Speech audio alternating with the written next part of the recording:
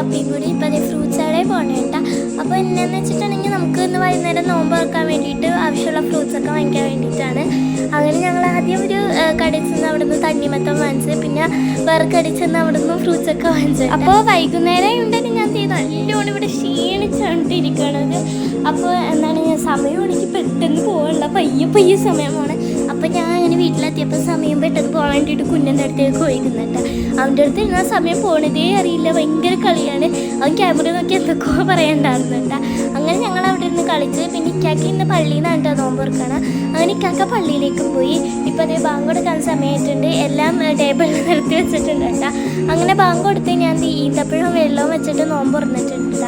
അപ്പം ഇന്ന് സ്നാക്സ് ആയിട്ട് മുട്ട ബജിയായിരുന്നു. അങ്ങനെ അതും കഴിച്ച് പിന്നെ പോയി നിസ്കരിച്ചൊക്കെ വന്നപ്പോഴത്തേക്കും ഇപ്പോൾ അതേ ബീഫ് മന്തിയാണ് കേട്ടോ കഴിച്ചത്. അപ്പോൾ ഇത്രയുള്ള അടുത്ത വീഡിയോ കാണാതിരിക്കും. Bye bye.